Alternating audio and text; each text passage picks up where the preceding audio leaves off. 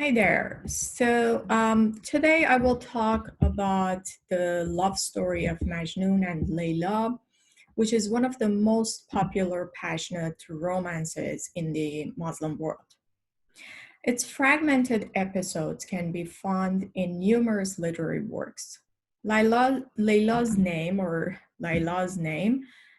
refers to the word Layl in Arabic, meaning night, which can be considered an allusion to the hidden secret romance of the two.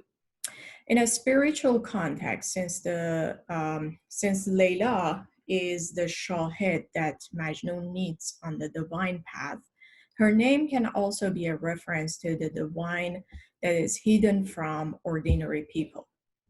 The story of Majnun or Qais and Layla tells us about the couple's passionate love that defied strict rules governing arranged marriages in the Muslim world. Majnun and Layla's indiscretion attracts public attention and they become cautious. However, Majnun's impatience to be with the beloved leads to his erratic behavior.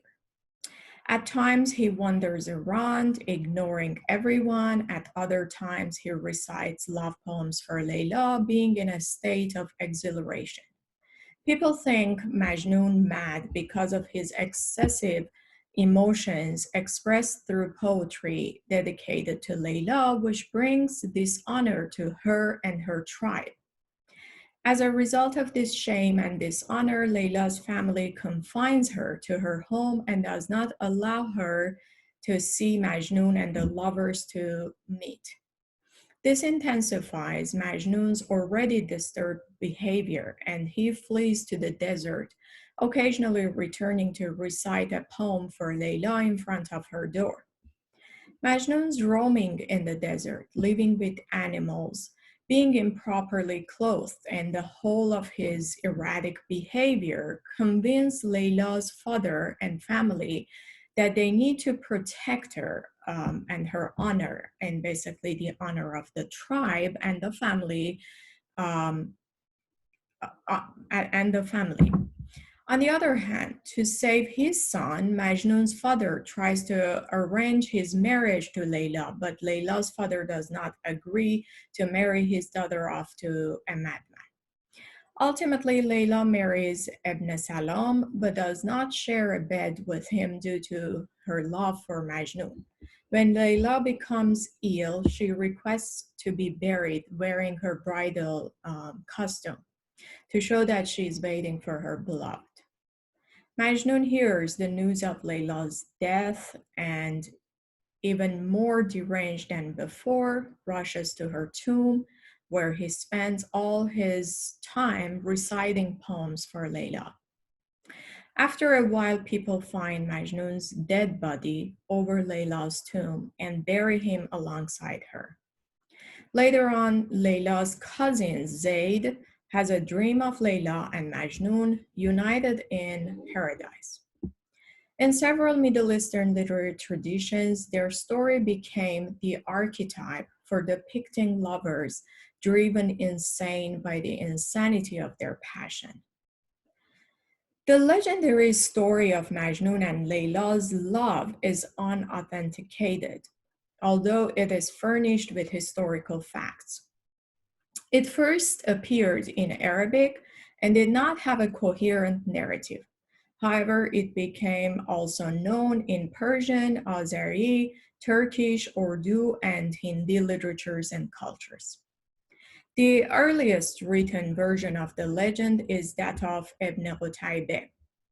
Later, Ibn Dawud also included it in his Kitab al-Zahra, the Book of the Beautiful, and about a century later, Abu Faraj al-Isfahani included in his Kitab al-Aqani numerous anecdotes and poetic fragments ascribed to Majnun. These were the main sources of the legend before Masar al-Oshaq, written by Saraj al-Qari. There are a series of reports and fragmented narratives about Majnun's life and his love for Layla, mostly repetitive and often contradictory.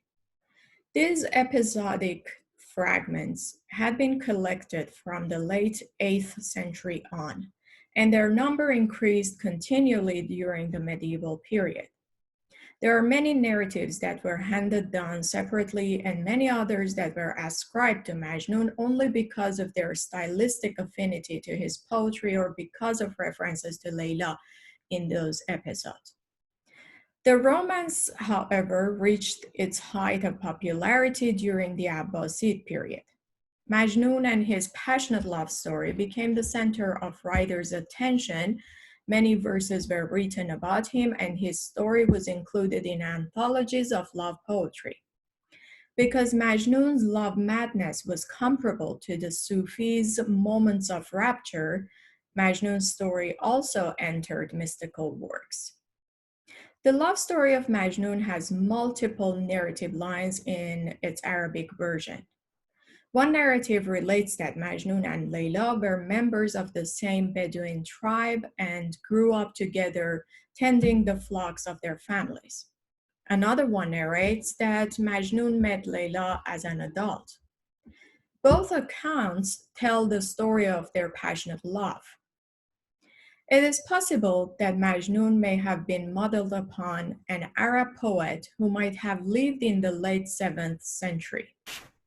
Michael Dawes suggests that the initiator of the Majnun story was a young Umayyad who used Majnun as his pen name to relate his own unhappy love for his cousin. However, there is no substantive evidence. Regarding the historical authentication of the story, Dawes notes that the inclusion of Nofal ibn Musahir, who was the governor of Medina in the 7th century, adds a historical touch to the legend and suggests that the romance probably took shape in the late 7th or early 8th century. Majnun and Layla are believed to have lived on the Arabian Peninsula in the newly emerging cities of Basra and Kufa. Another account records that the Majnun legend is the result of the rivalry between the northern and southern Arabs in the early Islamic era. It is related that the southern Arabs had a well-formulated type of poetry that praised chaste love, like that of the late medieval Western troubadours. This type of poetry was called Ozri, and the most famous Ozri poet was Jamil al-Ozri, who was consumed with love for a woman from his own tribe called Butayneh. However, Butayneh's parents refused to accept him as their son-in-law and married Butayneh to someone else. Therefore, although Jamil al-Ozri was distraught, he glorified pure love, worshipped his beloved, and believed in a lover's self-denial and suffering. Michael Dawes postulates that in response to Jamil al-Ozri's poetry, the northern Arabs of the tribe of Amir ibn Sa'sa'eh fashioned a famous poet, Qais ibn al-Mulawwah, or Majnun, who was even more desperate than Jamil in his love affair. In Persian literature, it was the poet Nizami Ganjavi who put the fragmented episodes of Majnun's life together into a single narrative in 1118. Nizami changed some elements of the original Arabic story to suit the tastes of the Persian audience. For example, he made use of garden imagery instead of the Bedouin desert that served as a setting in the early versions of the story. Nizami influenced later poets of the Islamic world who adapted his work and imitated his narrative of Layla and Majnun. The narrative of Layla and Majnun, however, reached its most accomplished mystical expression in Jami's allegorical work in 1484. In short, through these episodes, Majnun became the epitome of mystical lover and his beloved became the metaphorical divine. Although there are numerous different versions and narrative lines of this story, one definite thing is that There was an Arab tradition of courtly love similar to that from the Western world, to which the romance of Majnun and Layla easily fits. Passionate love was considered a sin in Muslim mysticism. However, it was not a heresy or an independent doctrine outside of or in opposition to orthodoxy. According to Leonard Louison, the philosophy of love expresses both an ascetic and aesthetic theology. In Sufism, the lover contemplates the divine beauty and love through human beauty in the physical world. Eros in medieval Europe broke social and religious taboos. This love was adulterous and illicit. So was the Sufi ideal of love. It was transgressive in both a social sense and a religious one, although it was not necessarily adulterous or illicit. Muslim writers have had differing views on passionate, profane, excessive love. Authors with a positive view considered passionate love as a complicated and extremely interesting phenomenon, which was at the same time an uncannily human experience. The positive view of passionate love complied with the Neoplatonic notion of love, a philosophical and religious system that both rivaled and influenced Christianity from the 3rd to the 6th century and was derived from the works of the Greek philosopher Plato, with the addition of elements of Oriental mysticism where the fusion of an individual soul with the absolute is highlighted. Others, however, glorified chaste love rather than passionate love. Hence, chaste love became a subtle ideal from the 9th century onwards in Baghdad. In addition, the negative view considered all love as lust and condemned it as a moral transgression which could end tragically. Lovers were seen as a liability to Arab male pride. Writers with a negative view of love, such as Ibn al-Jawzi, believed that unregulated earthly desires should not replace the preeminence of God in a believer's heart. This writer's intention was to define acceptable behavior according to the scriptures and eradicate the perceived indulgences of the Sufis. Ibn al-Jawzi strongly believed in morality and had the most inimical view on profane love. In his Zamm al-Hawa, he elaborates on the dangers and evils of intense earthly longing and unrestrained sexual yearning. He argues that passionate love drives humans to madness, suicide, incest, and lust. He was against the secular and Neoplatonic Sufis' explanations of love. Writing on love, he equates passionate love with madness. In so doing, he seems to be referring to Ibn Sina's discussion of love in his Qanun, or the Canon of Medicine, where he considers love as a hallucinatory disease like melancholia. The main argument is that by gazing, or the nazar, at the beloved and by listening to erotic poetry, the two lovers are attracted to each other. However, this passionate love goes beyond the confines of attraction, and chaste love becomes lust, because the human reasoning no longer dominates, and it does not become wisely. Therefore, it is reproachable and should be controlled and avoided by a discreet person. In this way, passionate profane love was simultaneously seen as what Dawes calls a moral issue, a religious goal, a social ideal, and a medical problem. It was often viewed as a type of insanity, and romantic love and free associations with women and their seduction were to be avoided. This is why the notion of the mad poet lover did not fit easily into the refined style or adapt the literary canon of the period.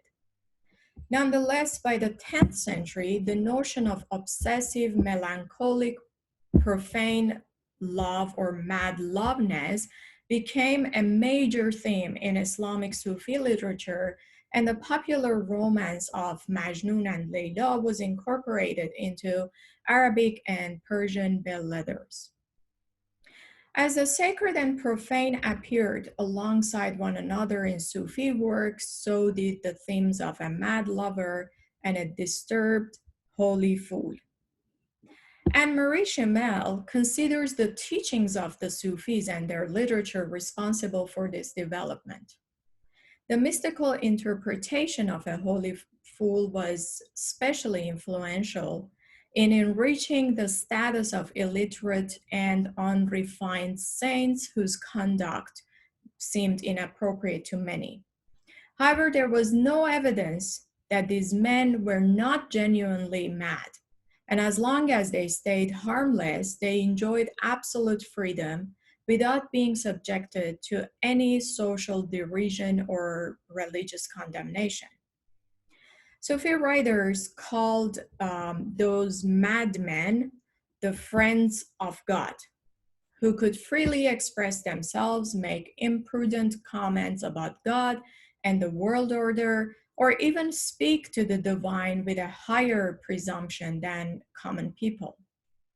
They were treated with reverence and consideration because of the special relationship that they had with the divine, who for most ordinary people is unattainable and unintelligible. This class of the holy fool plays a significant role in Persian Sufi poetry, including Attar's works, and its application to Majnun is only one such example. For example, Attar applies the term divane or madman to anyone who deviates from social and moral norms. However, these men are not treated with abhorrence. Under the guise of their madness, they are free to do and say things that would be taboo for an ordinary person. Most significantly, they are frequently portrayed as austere and bitter critic of rulers and hypocrites. In some of the Attar's works, for example, he depicts these demented figures leaving all orthodox rules of their faith and questioning even the divine. In a narrative in Elohiname, for instance, Attar illustrates the way that a madman reproaches others for being interested and concerned with worldly matters. This madman or holy fool not only criticizes others for their worldliness, but also gives these people sound advice. Now, we might not expect to receive advice from a madman. However, due to his closeness to the divine and his ability to comprehend beyond the worldly, makes this madman a good counselor and one of the friends of God.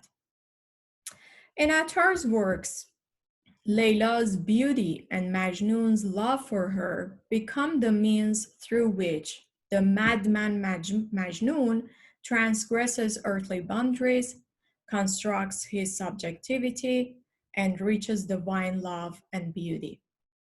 Although scholars have mentioned that Layla has not been described as particularly beautiful, to Majnun, who loses his senses because of her, she is the exemplar of beauty.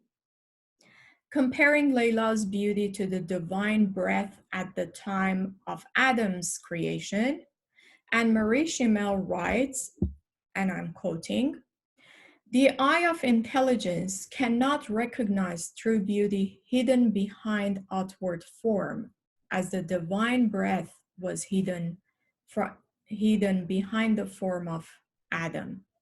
It fits Majnun, the demented by love, to see the unique beauty of Layla behind a form which looks completely unexciting to loveless, intelligent, hence inhuman people. End quote. In Attar's poetry, we see that the chains and shackles of the intellect that is prone to assess outward appearance no longer have their power to imprison Majnun. Majnun's love for Layla is portrayed as surpassing human reasoning and as the embodiment of divine love put in the perspective of love in Sufism. Majnun, completely engrossed in his love for Layla, becomes a representative of the rhetoric of contemplating the divine in the form of an earthly woman in Persian literature. In Musibat Nameh, the Caliph, for example, tells Majnun that there are thousands of women in the world who are more beautiful than Layla. However, to Majnun, Layla is the absolute beauty. Majnun's eye of intellect is blind. He only sees one beauty, and it is the beauty of the beloved.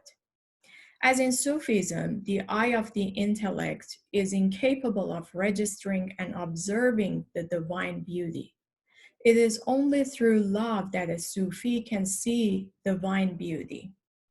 Attar relates that the caliph summons Majnun, questioning him about his blind love for Layla.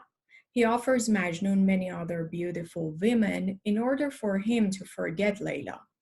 However, Majnun responds that Layla's love has deep roots in his heart and soul, and if he decides to consider someone else to love, he will in fact be committing suicide unconsciously. Of course, this death in a mystical context would mean being cut off from the divine by replacing someone else's love for the divine love. The caliph's interrogation of Majnun and his attempts to convince Majnun to consider another love is evidence of the social anxiety surrounding Majnun's nonconformity to hegemonic stereotypes of Arab maleness regarding passionate love as detrimental. And Arab male pride is supposed to demonstrate his ability to resist the excessive love for a woman or the excesses of female seduction and beauty. But Majnun is incapable of showing such resistance to Layla's beauty. In the final lines of this same narrative with the caliph, Attar refers to the popular biblical Quranic story of Zulaykha's love for Yusuf. Similar to Layla, Yusuf has frequently been referred to as an earthly beauty, a shahed that is in mystical love poetry. Like Layla, Yusuf becomes the shahed that the excessive lover Zulaykha needs in order to be able to see divine beauty and love. Both Yusuf and Layla are inaccessible. They are idealized, and they serve as mirrors, aiding their lovers to purify their souls and hearts in order to be able to see the divine beloved unveiled. They both become catalysts for their lovers to reconstruct their identities by breaking their nafs before they can fully be united with the divine. Despite Majnun's emphasis on Layla's physical beauty, however, which is an agent that provokes change in Majnun, it is also important to note that it is Layla's moral beauty that has been the focus of many mystics since the 9th century. In other words, Layla's physical attributes, together with her moral qualities, make her an earthly portrayal of the divine love and beauty that is the shahed. Thus, although the beloved's physical beauty is glorified, it is the superiority of the moral beauty of the beloved that dominates these stories. This is an indication that indication of the preeminence of spirituality in these stories. In Persian lyrical poetry, in addition to moral and physical beauty, there is also the beloved's sweet scent that is highlighted, since it causes the lover to faint and lose his senses as if affected by mystical rapture. According to Asghar Sayed Gohrab, compounds such as the soul's scent or bouye jan and the fragrance of love, bouye ishq, abound, communicating the acute discernment of a person in love. Now, Majnun is also extremely sensitive to his beloved's sweet scent and smells it either figuratively or literally. Therefore, Layla's scent also became a topos in love poetry, in Persian love poetry or lyrical poetry. Similarly, in Attar's poetry, for instance, we observe Majnun using sensual vocabulary and sensory language to illustrate the power of love that leads him to the sacred. This is exemplified in Musibat Nome, in a story where Attar relates that Majnun runs hysterically towards the graveyard when he hears about Layla's death. When someone offers to show him the way to the grave or to show him the grave, Majnun replies that he can find it by smelling Layla's scent. Finding the beloved by the scent of her body is a powerful image. The fact that the lover can recognize the beloved through sensory apparatuses also draws on the Sufi idea of the perception of the divine through the senses rather than intellect. The divine beloved is veiled, and a Sufi can only feel him through his or her senses. The lover idealizes everything about the unattainable beloved, ranging from their facial beauty to their sweet sense. This unattainability and idealization of the beloved enables the lover to refine the mirror of their own heart.